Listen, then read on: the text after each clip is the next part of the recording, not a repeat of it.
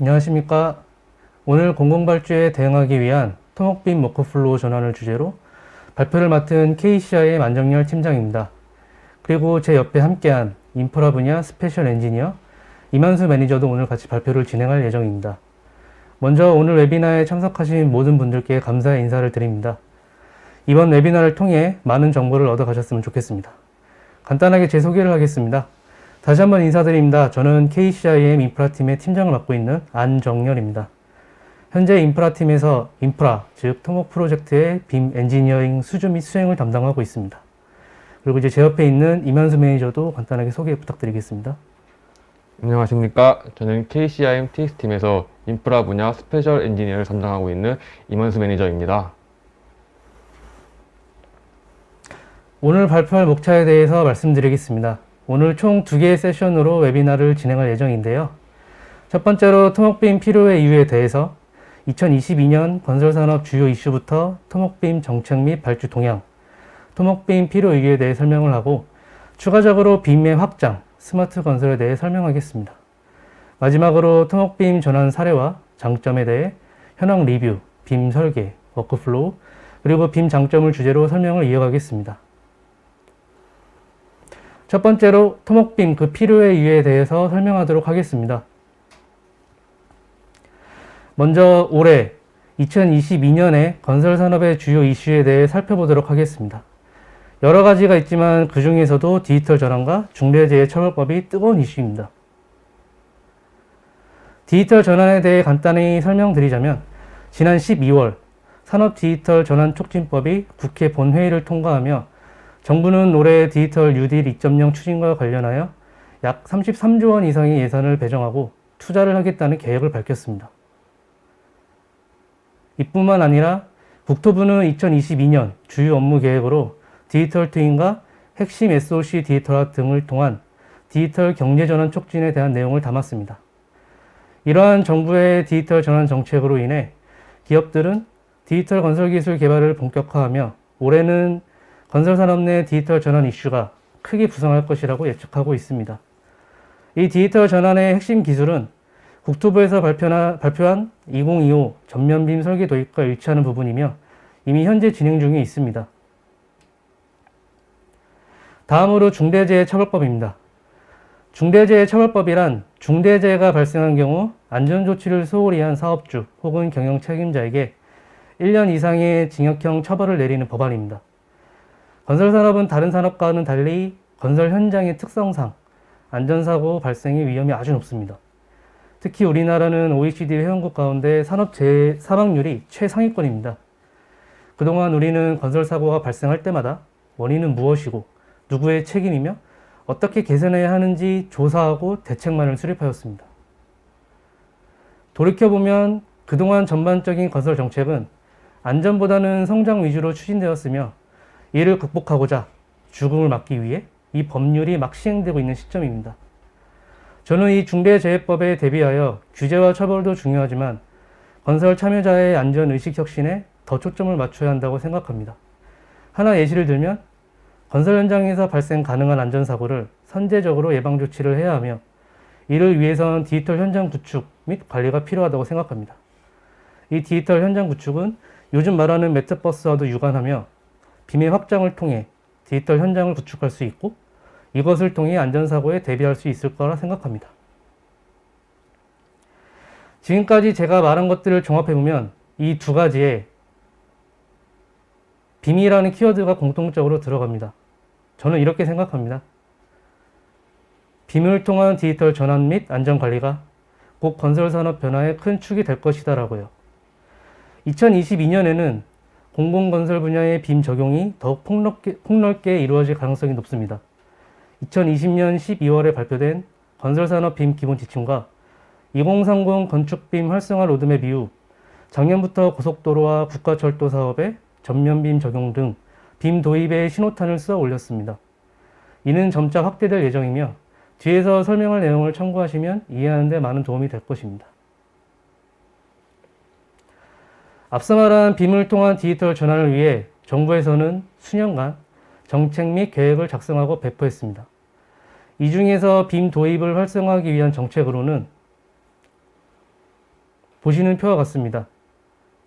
간략하게 요약하면 향후 10년간 추진 계획, 빔을 통한 세움타워 고도화로 지능형 인허가 서비스, 인프라 빔 활성화 및 플랫폼 개발, 스마트 건설 구현을 위한 빔 핵심 기술 적용, SOC 공사의 20%의 빔 적용, 빔 발주 의무화 등 다양한 정책을 발표했습니다. 그 중에서도 건설 관련 주무기관인 국토부, 기재부, 해양수산부, 환경부 등에서는 4차 산업혁명과 함께 디지털화를 적극적으로 추진하고 있습니다. 이 디지털화에는 항상 빔이 포함되어 있었죠. 그래서 이 주무기관의 산하발주청인 한국토지주택공사, 한국도로공사, 국가철도공단, 조달청, 한국수정공사 등에서는 정부의 SOC 사업 발주를 진행하며 빔을 적용하게끔 하고 있습니다. 다들 아시다시피 토목 사업은 정부에서 발주하는 SOC 사업, 즉 사회 간접자본 시설입니다. 그래서 앞서 말한 발주청의 빔 정책과 SOC 디지털화는 토목빔과 뗄래야 뗄 수 없는 관계입니다. 국토부에서는 전면빔 설계와 스마트 건설 기술 로드맵, 건축 및 철도 로드맵을, 조달청에서는 설계 공모 및 턴키 공사의 빔 의무 적용이 그 예시입니다. 아직은 CMR, 턴키 프로젝트, 설계 공모 등에 빔을 제한적으로 적용하고 있지만 점점 확대 나가고 있습니다. 그렇다면 토목 사업의 주무기관과 발주청에서 말하는 빔 정책, 가이던스는 무엇일까요? 토목 사업 빔 정책으로는 최상위 지침인 국토부의 건설산업 빔 기본 지침과 발주처별 적용 지침을 참고할 수 있습니다. 국토부에서는 2020년 12월 건설산업 빔 기본 지침을 발표하고 예정대로라면 22년 1월 레벨 1-2에 해당하는 건설산업 빔 시행 지침을 공표했어야 하나 일정이 미뤄지고 있습니다. 이로 인해 레벨 2-1과 2-2에 해당하는 발주처별 적용 지침과 실무 요령의 공개 또한 지연되고 있습니다. 그래서 오늘은 건설산업 빔 관련 지침에 대해 대략적인 의도를 살펴보도록 하겠습니다. 많이들 보셨을 겁니다. 빔 기본 지침. 이 기본 지침을 짧게 요약을 하자면 국토부의 건설산업 빔 기본 지침은 건설산업에서 빔 업무를 건설 공종처럼 표준화하겠다라는 것입니다. 그동안 빔과 관련하여 발주처별로 개별 지침을 만들어서 프로젝트에 부분적으로 적용을 해왔지만 최상위권에 위치할 통합 표준안이 없었고 그래서 이 건설산업 빔 기본 지침으로 원칙, 절차, 표준, 협업 체계를 제시하여 빔 운용 기준을 수립하였습니다. 빔 운용 기준이라 함은 빔을 통해 생산성 향상 및 품질, 안전을 극대화시키기 위해 건설공사의 조사, 설계, 발주, 조달, 시공, 감리, 유지관리 등 프로젝트 전 생애 주기 단계에 전면 빔을 적용하는 원칙입니다. 현재는 환경을 고려하여 설계, 시공, 통합형 사업인 턴키에 우선 적용을 하고 있습니다. 여기에는 빔 적용 절차 및 기준도 있습니다. 지금 이 표는 빔 적용 표준으로 빔 분류 체계, 모델 상세 수준, 도면, 수량 산출, 시공성 향상, 비용 절감 등 빔 전환을 통해 얻을 수 있는 이점을 최대한 활용하기 위한 건설산업 단계별 빔 모델 표준입니다. 다음으로 발주처별 빔 지침으로 앞서 말한 건설산업 빔 기본 지침 및 시행 지침의 하위로 레벨 2-1 발주처별 적용 지침입니다. 현재 발주처별로 빔 가이드라인 및 매뉴얼이 있으나 앞서 말한 대로 상위 지침인 시행 지침의 공개 지연으로 인해 정확한 최종 지침 공개는 지연되고 있습니다. 그래서 이번 세션에서는 토목 사업에 있어서 대표적인 발주처별로 빔 적용을 위한 지침을 타임라인 위주로 설명하겠습니다. 먼저 한국도로공사입니다. 한국도로공사의 경우 2014년부터 빔 마스터 플랜을 수립해 왔으며 시범 사업을 지속적으로 수행해 왔습니다. 2015년 빔 가이드라인을 작성하여 배포하였으며 2018년 말부터 단계적으로 빔 설계를 확대하였습니다. 2020년 신규 도로 프로젝트의 약 50%의 빔을 적용하였고 빔 설계 의무화를 추진하며 현재 빔을 포함한 스마트 건설 기술을 추진 중에 있습니다. 특이하게도 빔을 PQ에 반영하여 빔 설계 역량을 평가 항목에 포함시켜 빔 전문 인력 및 수행 역량이 중요한 요소로 적용되고 있습니다. 다음으로 국가철도공단입니다. 2015년부터 빔 기반 철도 인프라 관리 표준 기술 개발이라는 R&D 과제를 시작으로 2020년부터는 철도 인프라 생애주기 관리를 위한 빔 기반 통합 운영 시스템 개발 및 구축이라는 연구를 추진하고 있습니다. 2018년 철도빔 2030 로드맵과 철도 인프라 빔 가이드라인을 수립하였고, 이 로드맵에는 전환빔부터 지능형 빔까지 빔을 확장하여 다양하게 적용하고자 하는 모습을 보이고 있습니다. 2020년 철도 건설 사업에 빔을 전면 도입하기로 선언하였고, 현재 시범 사업을 진행 중에 있습니다. 한국도로공사와 국가철도공단은 2020년 신규 사업에 대한 전면빔 적용 공표 이후 고속도로 설계와 철도 설계, 시공사업 발주 시 빔을 의무적으로 적용하도록 해왔습니다. 이와 관련하여 국토교통부가 2022년 예산을 60조 9천억 원으로 편성한 가운데 교통기반 시설과 SOC 유지 보수 등에 약 22조 원을 사용하겠다고 밝혔으며, 이 중 도로철도 분야에 약 16조 5천억을 배정하였습니다.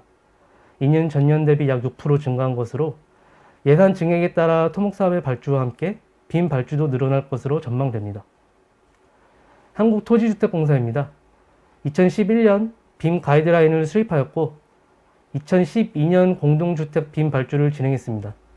건축 위주의 빔을 우선 적용하였고 2017년 단지 11빔 도입에 착수하여 이듬해 2018년 LH 11빔 로드맵을 수립하였습니다.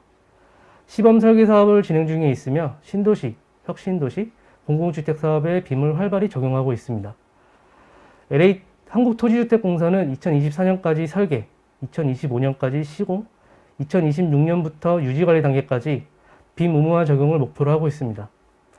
한국토지주택공사의 경우 작년 2021년에는 전체 설계 공모건 중 25%의 설계 공모에 빔 의무화를 적용하였다면 2022년에는 기준을 2배로 상향하여 약 50%의 설계 공모를 빔으로 수행할 계획입니다. 한국수전공사의 경우 2013년부터 빔 마스터 플랜을 수립하였고 2017년 이후부터 전사적 체계를 구축하였습니다. 타 발주처와 유사하게 시범 사업을 수행하고 있습니다. 조달청은 2016년 시설사업 빔 적용 지침서를 발표하면서 시설사업 전체를 대상으로 빔 발주를 진행해 왔습니다. 2020년에는 200억 원 이상 프로젝트의 빔 적용, 2021년에는 100억 원 이상 프로젝트의 빔 적용을 진행해 왔으며, 조달청의 경우 맞춤형 사업 기준으로 300억 이상의 프로젝트에는 전 공종 빔 적용을, 200억 이상의 프로젝트에는 건축, 구조만 빔 적용을, 100억 이상의 프로젝트에는 계획 설계만 빔 적용을 하고 있습니다. 이 외에도 공항 사업에는 오픈빔 기반 시설정보 통합관리 기술과 디지털 트윈 기술을 적용하고, 항만 사업에서는 설계, 시공, 유지 관리에 활용할 항만빔 통합 플랫폼을 계획하고 추진 중에 있습니다. 그렇다면 정부에서는 공공발주에, 토목사업 발주에, SOC 디지털 위에 실제로 어떻게 발주를 하고 있는지 확인해 보겠습니다. 보고 계시는 표는 2021년 12월까지 발주차별 빔 발주 현황을 오토데스크사의 빔 리포트와 저희 KCIM 빔팀에서 내부적으로 정리한 표입니다. 추가 기술 접목 또는 테스트를 하기 위한 시범 사업 또한 포함시켰습니다. 먼저 한국도로공사의 경우 38건이 집계가 되었는데, 이는 지방도로 및 국도를 제외한 한국도로공사에서 발주한 고속도로 프로젝트만 해당됩니다. 한국도로공사는 2014년부터 대구 순환 509 설계의 시범사업으로 빔을 접목시켰습니다. 국가철도공단은 120건으로 2009년부터 부분적으로 한해 빔을 접목시켜 왔습니다. 최근에는 2020년도부터 발주하는 거의 대부분 프로젝트에 빔을 포함시키고 있습니다. 참고로 말씀드리자면 해외에서도 예를 들면 영국에서는 철도 분야에 빔을 가장 먼저 접목시키려고 하였고, 현재는 확장을 하여 유지관리 단계에서도 활용을 하고자 하고 있습니다. 한국토지주택공사는 80건으로 공공주택 및 택지 개발 사업을 포함하고 있습니다. 한국토지주택공사는 2009년부터 설계에 부분적으로 빔을 시범사업에 접목시켰습니다.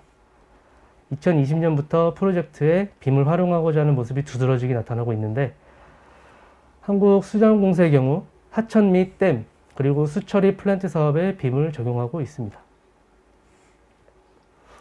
이뿐만 아니라 현재 국토과학기술진흥원에서는 2022년 R&D 사업 추진 방안으로 설계, 시공, 유지관리 등 SOC 전 세계 주기에 대한 스마트 건설 기술 개발을 목표로 빔 기반 인프라 설계 프로세스, 디지털 협업체계 개발을 구상하고 있습니다. 이는 인프라빔 전면 설계의 효과적 도입 및 정착을 위한 발주, 설계 단계에 디지털 협업 플랫폼 구축 및 기술 개발을 담고 있습니다. 설계 분야에서는 빔 설계 협업 플랫폼, 빔 기반 발주, XR 기반 디지털 협업 지원 등으로 빔 기반 인프라 설계 프로세스 디지털 협업 체계 개발을 추진 중에 있으며, 유지관리 분야에서는 빔 기반 도로 시설물, 유지관리 디지털 정보, 구축 자동화를 통해 기반 시설 첨단 관리 기술 개발을 추진 중에 있습니다. 이와 같이 현재 발주처별로 인프라 사업에 빔을 도입하여 활용하고 이를 확장하려는 움직임이 있습니다. 앞서 설명드린 건설산업의 주요 이슈, 빔 정책 및 발주 현황을 보면 공공발주에 빔은 필수로 적용해야 하며 사업 수행에 있어서 빔 의무화를 현실화할 예정입니다. SOC, 즉 토목사업은 공공발주로 진행이 되고 이 공공발주의 빔 의무화를 시행하니 토목빔은 건설사업을 영위하는 발주처부터 설계사, 시공사, 협력사까지 빔 설계를 알아야 하고 적용해야 합니다. 정부의 빔 이찰서 및 시범 사업안을 보면 이러한 빔을 활용하여 계획, 설계, 시공, 유지관리까지 건설 전 과정에 대해 빔 전면 설계로 건설 산업의 디지털 전환을 추진 중에 있으며, 현재는 건설 프로세스 전반에 적용되기보다는 설계 물량 산출, 시공 간섭 등 특정 분야에 부분적으로 적용하고 있는 시행 초기 단계이지만 2030년까지 지형 지반 모델링 자동화, 빔 적용 표준 구축, 빔 설계 자동화를 예정하고 있습니다. 정부에서는 대표적인 빔 효과로 설계 변경 횟수 및 재작업 비용 절감 등 최종적으로 시공비 절감을 기대하고 있습니다. 해외에서는 빔 모델의 일정, 공사비를 입력해 공정관리하는 단계를 넘어서 기성 파악, 계약 서류 제출 등까지 연계하는 단계에 나가 있습니다. 우리도 향후 빔 모델을 통해 리스크 관리, 공사 참여자 협업 플랫폼 구축, 데이터 통합 및 체계화, 시설물 품질 향상 및 운영 관리 등에 폭넓게 활용할 것이라 생각합니다. 제 세션에서 발표하는 내용을 요약하자면, 토목사업 관련 발주처들은 토목공사 특성이 맞는 빔 활용 프로세스를 구축하고 빔 기반 설계 자동화를 통해 디지털 건설 산업으로 전환을 추진하고 있으며 현재 진행 중에 있습니다. 여기에 빔은 빠질 수 없는 요소이고 기존 2D 설계에서 3D 빔 설계로 전환이 필요한 시점입니다. 추가로 국토교통부의 2022년 예산은 전년 대비 약 7% 증가했고 SOC 분야가 4%가량 증가하였습니다. SOC 분야는 도로, 철도, 물류 등에서 필수 교통망 확충, SOC 고도화 및 첨단화, 안전 강화 등을 목적으로 질적 성장 부문을 강조하고 있는데, 우리는 이 흐름을 타서 토목사업에 빔을 적용해야 합니다. 마지막으로 빔을 확장하여 구현할 수 있는 스마트 건설의 종류와 활용 예시에 대해 간략하게 설명하겠습니다. 다양한 스마트 건설 기술이 있지만 빔과 함께 또는 빔을 확장하려 활용할 수 있는 것들만 추려봤습니다. 드론, 3D 스캐닝, XR, 디지털 트윈, IoT, 디지털 맵 등 다양한 기술들이 건설 분야에 활용되고 있습니다.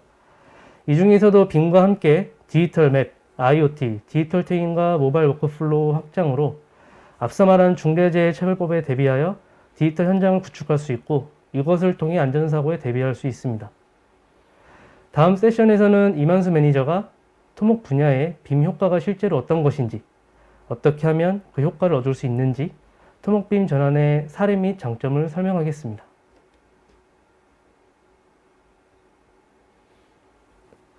안녕하십니까. 한국 KCIM 인프라 분야 스페셜 엔지니어 이만수 매니저입니다.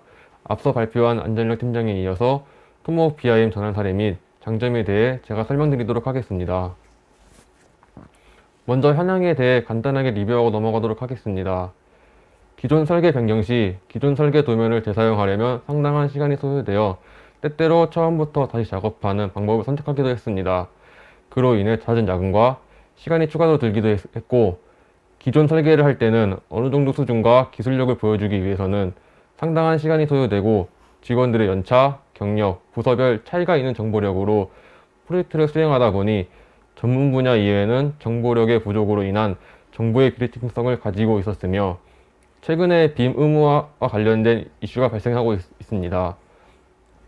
시공 부문에서 기존 2D 도면을 기반으로 진행하면 각 공정에서 필요한 정보가 원활하게 작업되지 않아 선 작업 후 정보를 전달받아 변경 작업을 진행하거나 혹은 필요 이상의 정보들이 전달되어 검토하는 데 많은 인력과 시간이 소요되어 프로젝트가 지연되고 그에 따라 발생하는 비용으로 인해 곤란한 사항을 많이 접하였습니다.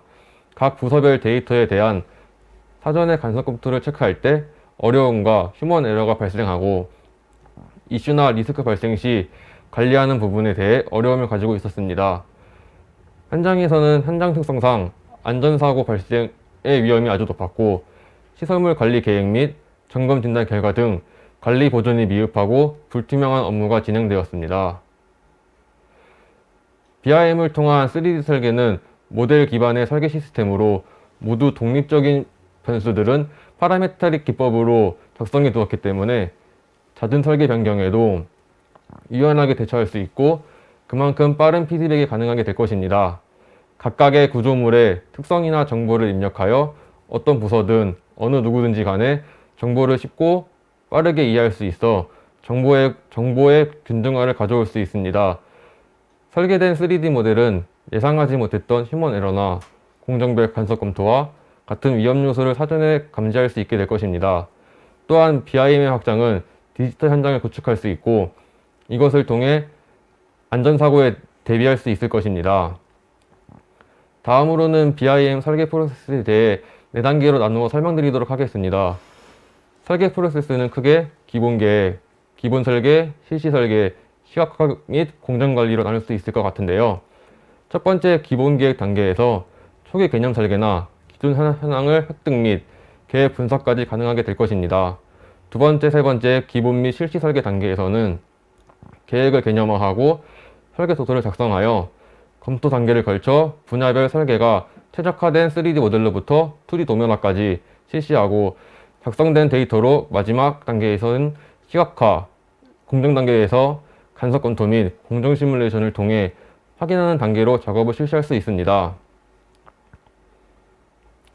앞서 설명드린 부분에 관하여 추가로 내용을 설명드리자면 설계사나 엔지니어는 시각화 프로그램을 통해 작성할 데이터를 이용하여 사전에 계획을 잡을 수 있으며 도로, 철도부와 같은 부서에서는 기존 2D 설계와 비슷한 인터페이스를 가지고 있는 토목 설계 전문 툴을 이용하여 도로, 철도, 단지 지형을 설계하고 구조부에서는 레빗과 같은 툴을 이용하여 구조물 설계를 실시하여 토목 구조물 간 각각의 객체의 요소를 표준화시켜 제공할 수 있을 것입니다. 작성된 데이터를 가지고 시공사와 엔지니어는 3D 모델을 작성함으로써 감속 검토나 사전 위험 요소를 찾아낼 수 있을 것입니다. 설명드린 4가지 BIM 주요 프로세스의 워크플로우에 대해 설명드리도록 하겠습니다. 첫 번째 기본 계획 단계에서는 인프라웍스를 이용하여 현황 데이터로 이용해 해외에 있거나 측량이 바로 실시하기 어려운 장소여서 어려운 점이 있을 경우 기존 현황 데이터를 이용하여 현장 측량 대안으로 사용하실 수 있으실 것이고 주변 현황을 고려하여 초기의 개념 설계와 주변 현황에 따른 다양한 대안을 작성하여 미리 계획하고 분석의 도구로 사용하실 수 있습니다. 그리고 다양한 데이터를 통합하여 효과적인 시각화를 통한 원활한 커뮤니케이션에 도움을 줄 것입니다. 기본 계획에 관련된 예시입니다. 인프라웍스를 통해 객체마다 각각의 행정구역 현황 표시를 입력할 수 있고 기본적인 ID 정보 이외에 건물의 명칭, 토지 코드, 용적률, 건폐율, 구조, 준공 용도, 높이 등 다양한 정보를 시각적 요소로 표현하여 각각의 객체마다 현황에 대한 안전관리나 분석을 통해 정보를 얻고 프로젝트 초기 주변 현황을 고려할 수 있을 것입니다. 기존 현황 데이터 위에 필요한 프로젝트 개념 설계를 간단한 작업만으로 설계를 작성하고 검토할 수 있는 사례입니다. 보이시는 것처럼 간단하게 원하는 객체를 선택하고 선 작성을 통해 구조물 생성을 하실 수 있습니다. 만약 수정이 필요할 시 객체를 선택하여 원화를 치수 입력만으로 수정이 가능하게 됩니다.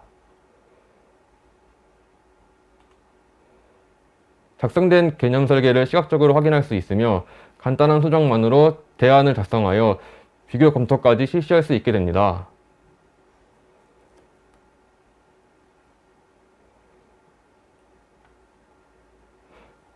다음은 기본 및 실시 설계 단계입니다.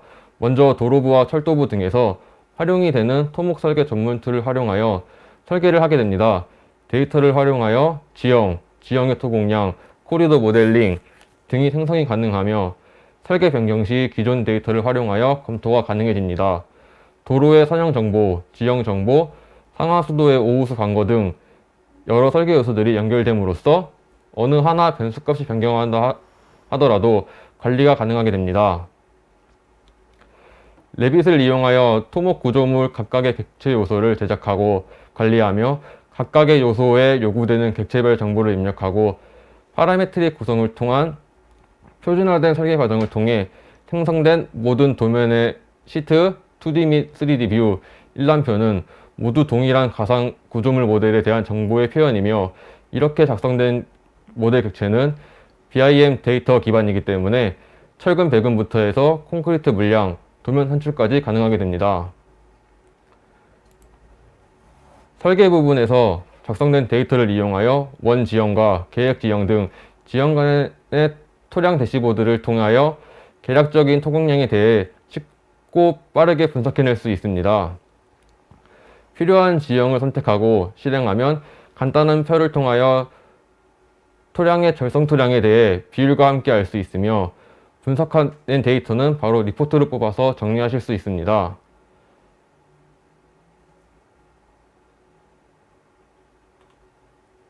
지형 위에 단면검토선을 작성하여 토공량에 대해 횡단면도를 작성하면 시각적으로 보여주고 관리하실 수 있습니다. 이제 수십, 수백 개의 횡단면이 변했다고 해서 입적 수량을 일일이 캐드상에서 다시 찍어서 산출할 필요가 없습니다. 토목 전문 설계 툴을 활용하여 작업이 완료된 구조물에서 선형의 변경이 필요할 경우 선형의 변경과 계획고 변경으로 종 횡단면도가 변경이 되는 상황을 간단하게 보여드리도록 하겠습니다. 먼저 선형이 변경이 필요할 경우 PI점을 추가하거나 삭제하여 선형을 변경하거나 선형을 선택하여 나타나는 포인트를 배경이 될 선형의 대로 추가해주면 선형이 변경되고 제작성을 통해 업데이트를 실시하게 되면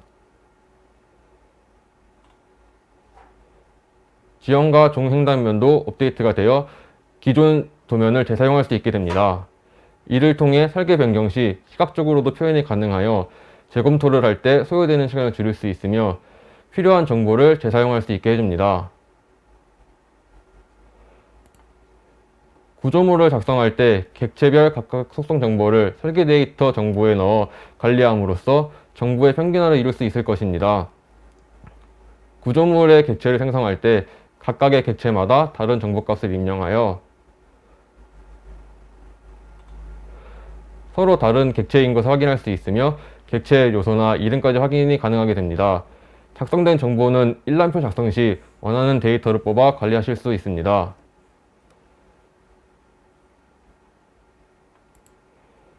객체들은 각각의 라이브러리로 구성되어 있어 각각 객체별로 수정이 가능합니다.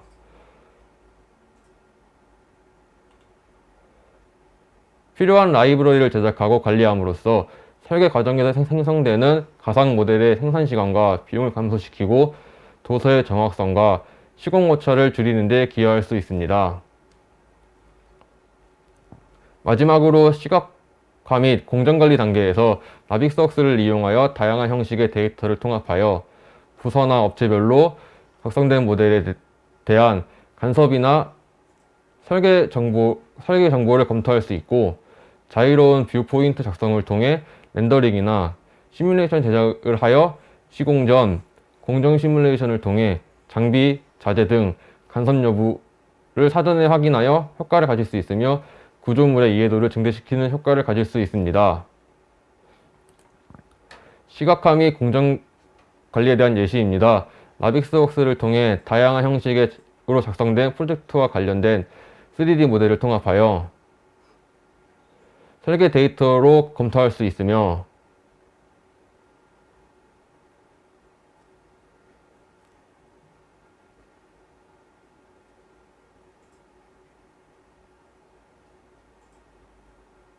통합된 데이터는 전반적으로 리뷰하고 자유로운 뷰 포인트 저장을 통해 모델에 대해서 검토할 수 있게 됩니다.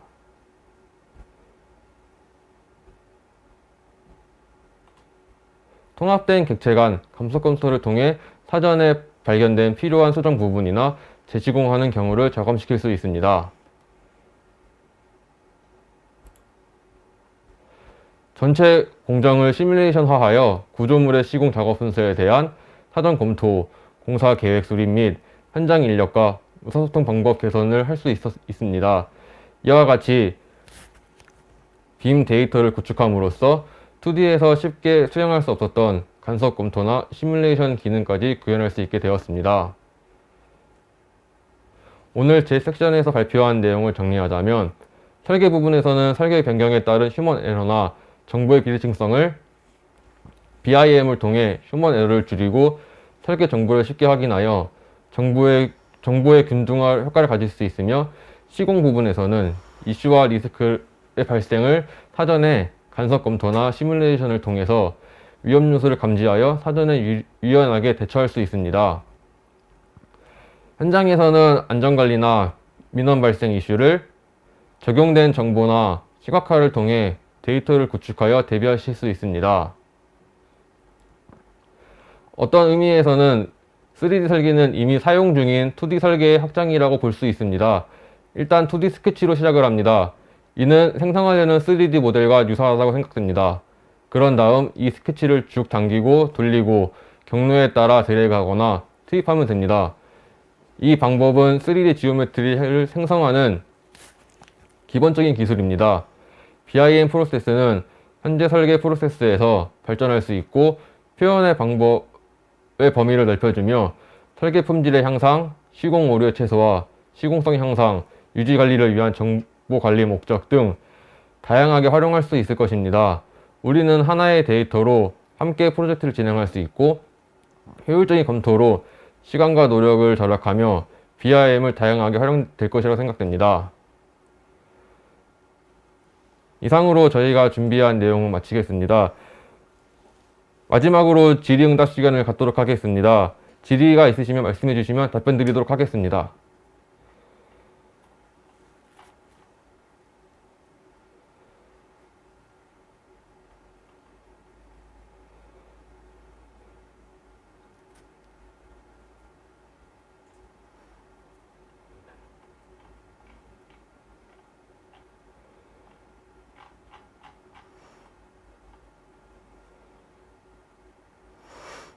이민수님께서 질문을 하셨었는데, 질문은 토목사업 빔 정책에서 2022년에 업데이트 예정이거나 새롭게 제안될 내용에 대해서 문의드립니다. 라는 질문을 해주셨습니다. 토목사업 빔 정책에서 2022년에 업데이트 예정이거나 새롭게 제안될 내용이라고 하면은, 아무래도 토목사업은 정부에서 발주하는 프로젝트고, 결국 이 시공이 끝나고 준공해서 이거를 가져가는 거는, 핸드오버를 하는 거는 결국 다시 발주가 가져가게 되겠죠. 그럼 발주에서는 이 시공된 구조물에 대해서 운영, 유지 관리를 하기 위해서 결국 유지 관리 단계에서 어떻게 BIM 데이터를 구축을 하고, 저희가 준공 빔을 작성을 할 때 이 모델의 뭐 분류, 라이브러리, 패밀리 분류나 구성 이런 것처럼 유지 관리 단계에서도 이거를 어떻게 활용을 하고, 결국은 유지 관리 단계 이걸 관리하기 위해서는 도면화가 아마 좀 큰 이슈가 될 것 같습니다. 그래서 어떤 식으로 이걸 도면화할 수 있는 자동화 프로세스가 새롭게 추가가 되고, 그런 쪽으로 기술 개발이 이루어지지 않을까라고 예상을 하고 있습니다. 그렇게 된다면은 결국 이 라이프 사이클이 유지 관리 단계에서 새로운 구조물, 새로운 SOC 사역 간접 자본 시설을 계획을 해서 시공을 하거나, 아니면 기존에 있던 거가 사용 기간이 만료가 돼가지고 철거를 하고 새로 짓게 된다고 하면은, 결국 이제 발주 프로세스에서 이 유지 관리 단계 프로세스를 담고 있는 새로운 빔 가이드가 새로 나오겠죠. 그러면 과연 이게 이제 계획 단계에서 유지 관리 단계까지 이제 원 플랫폼, 아니면은 데이터 손실이 없는 싱글 오브 트루스라고 하는 그런 이제 CD 환경에서 빔 데이터를 활용할 수 있게 가이드나 정책이 나올 것이라고 예상을 하고 있습니다.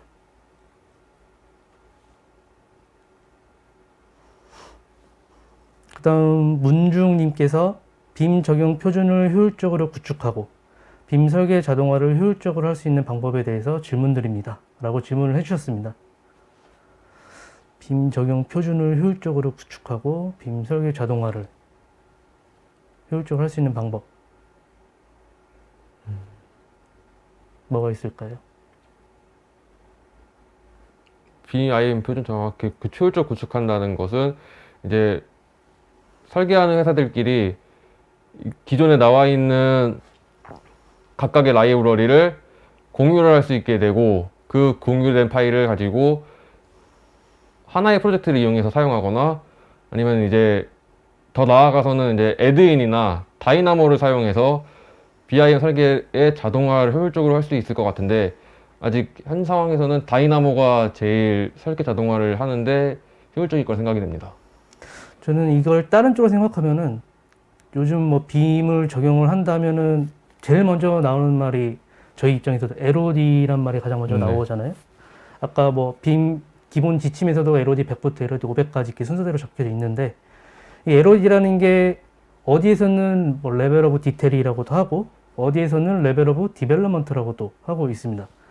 근데 일단은 국내에서는 이 BIM을 좀 3D 모델로 상세화 해가지고 얼마나 디테일하게 보이냐, 어떤 요소까지 모델링을 하냐를 이제 LOD의 기준으로 분류를 해가지고, 그러니까 전부는 아니지만 보편적으로 지금 현재 그렇게 되고 있는 것 같습니다. 분위기가.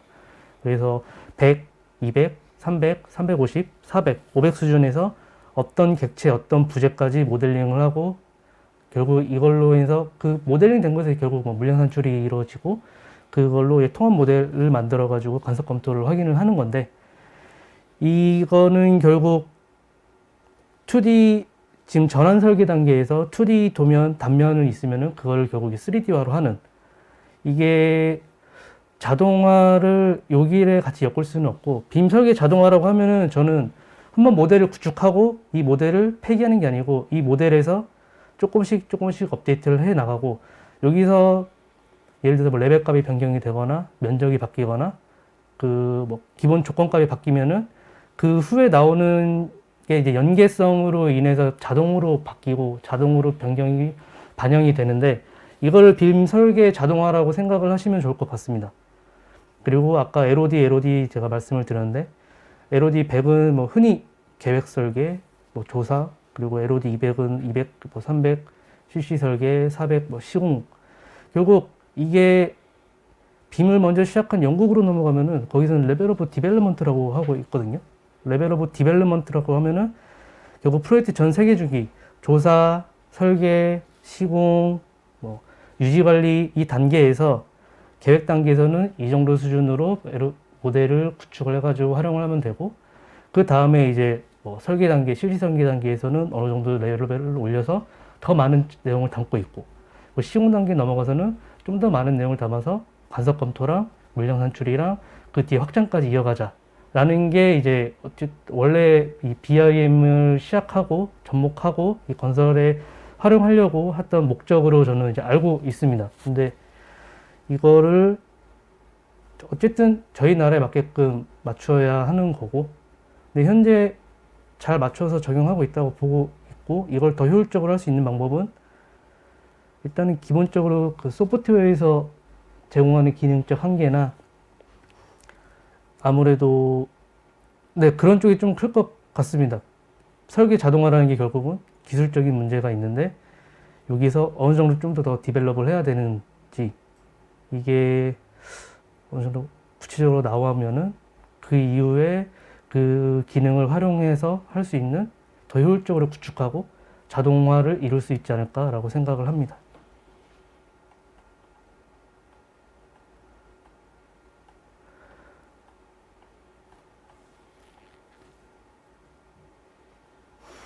김기평님께서 질문을 해주셨는데요.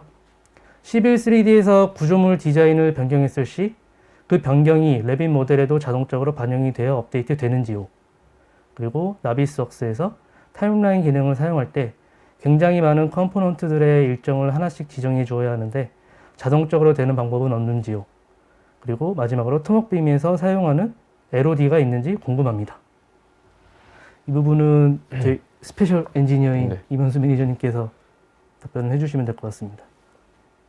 1번에 대한 답변을 드리자면 CB3D에서 구조물을 디자인하고 변경했을 때 어차피 레빗에서도 링크된 도면이나 아니면 링크된 형태로 가지고 올 텐데요.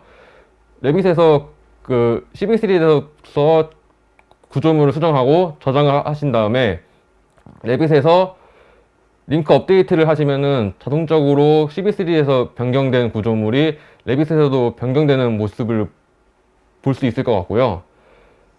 나빅스웍스에서 타임라인 기능을 사용할 때 굉장히 많은 컴포넌트 일정을 선택한다고 하셨는데, 이 부분 같은 경우에는 미리 이제 레빗에서 그 구조물에 대해서 데이터에 대해서 예를 들어 설계가 1번이다. 이 건물이 1층이 1번, 2층이 2번, 3층이 3번이라는 데이터가 있으면 그 각각의 구조물에 대해서 특성창에 1번, 2번, 3번을 설정을 해주고 그 데이터를 엑셀로 정리를 하신 다음에 엑셀로 정리된 데이터를 다시 나빅스웍스로 넘겨서 데이터를 이제 리로드 시키면은 엑셀에 정리하신 대로 나빅스웍스에서 일정을 하나하나씩 지정하지 않고 자동으로 연결되실 겁니다. 결국 코드 값을 따로 부여를 해서 그 코드 값을 통해서 연결을 시키면 이게 자동으로 네네네. 이루어질 수 있다. 그 질문이 일정을 하나씩 지정한다는 게 각자의 객체마다 일정을 넣는 걸로 저는 지금 이해를 한 상태라서 코드 값을 부여를 하시면 자동적으로 될 겁니다. 아마 그 토목 BIM에 사용한 LOD가 있는지 궁금하신 거는 방금 저희 안정현 팀장님께서 설명해 주신 부분이랑 일치한 것 같아서. 근데 지금 있는 LOD는 구조물 기준으로 LOD지 저희가 뭐 시빌 3D로 지형 모델을 할 때는 그게 LOD라고 이제 구분을 하기가 약간 애매한 부분이 있습니다. 뭐 집안에서도 뭐 토질층에 따라서 다르고 암층도 암층에 따라 다른데 LOD 100에서는 뭐 간단하게 흙이랑 암만 구별을 해라. LOD 200에서는 흙에서도 그 덴시티 값이 어느 정도 규정 범위 내에 있는 것만을 기준으로 분리를 해라.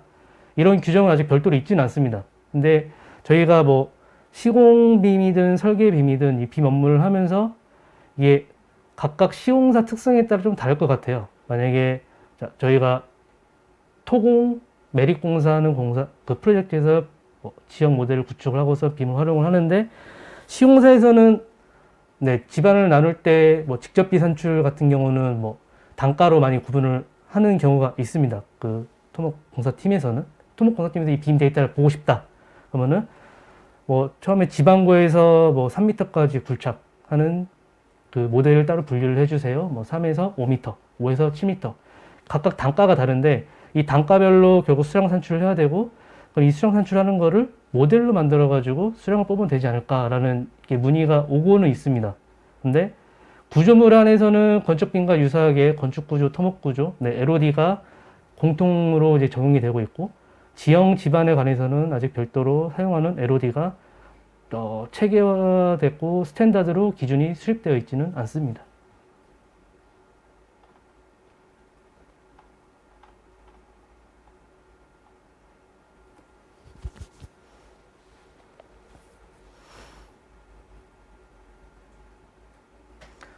그리고 빔 설계 고종찬님께서 질문이 빔 설계 자동화를 위한 라이브러리 제작 시 예를 들어 구조물 같은 경우에는 작성하고자 하는 부재의 각 카테고리 설정 기준의 여부와 수량 산출 시 산식 연계에 의한 일람표 수량 산출 외에 기존 수량 산출서 방식, 삽도, 산식 표현 등 그 방식대로 작성될 수 있는 방법이 있을까요? 라고 질문을 해주셨는데요.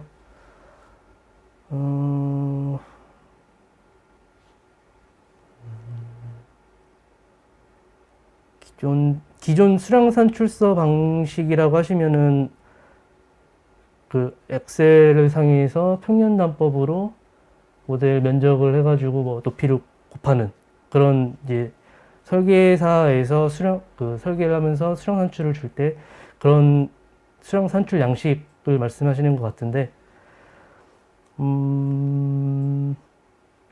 저희가 모델로 만드는 거는 바로 이제 물량을 뽑을 수 있는데, 예를 들어서 가시설이나 거푸집 같은 거는 크게 별도로 모델링을 하지는 않고 있고, 근데 그 모델링을 안 한 것들을 물량 산출을 할 수 있는 방법이 혹시 있을까요? 저희가 예전에 저희 내부에서 이제 거푸집 물량 산출로 다이나모 코드를 활용해서 그 코드를 만들어 놓은 사례가 있는 것 같은데, 아, 네, 그 사례가 있어서 저희는 아마 그 다이나모 형식으로 부재 카테고리보다는 그 기존 원래 말씀하신 거푸짐이나 그런 거에 대해서는 다이나모 애드인을 써서 산출을 했지, 말씀하신 것처럼 모델링을 해서 산출하지는 않았고요. 다이나모를 연결을 해서 그 데이터 기반으로 뽑아서 산출을 했었습니다.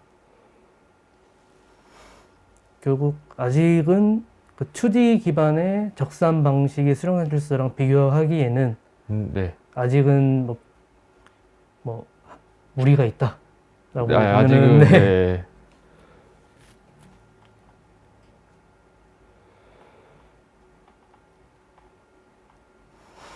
이서연님께서 질문을 해주셨는데요. 11.3D에서 작성된 모델을 레빗으로 가져오면 오류가 발생하는데 성공적으로 가져올 수 있는 방법이 있나요? 라고 질문을 해주셨습니다. 이 부분에 대해서는 그 오류를 확인을 해야 제가 답변을 드릴 수 있을 것 같아서, 저 같은 경우에는 11세에 작성된 모델을 거의 다 솔리드로 추출을 해서 레빗으로 옮기거나, 아니면은 레빗에서 그 XML을 통해서 가져오기로 해서 가져오면은 오류가 별로 난 적이 없어서, 이 부분에 대해서는 아마 제가 확인을 해봐야 답변을 정확하게 드릴 수 있을 것 같습니다.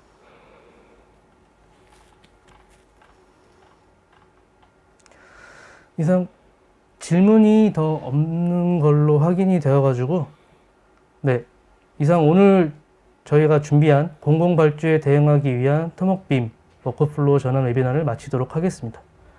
잠시 후 설문조사가 진행될 예정인데요. 이 설문조사 참여자 중 50명을 추첨하여 스타벅스 아메리카노 교환권을 제공할 예정입니다. 많은 참여를 부탁드리겠습니다. 감사합니다.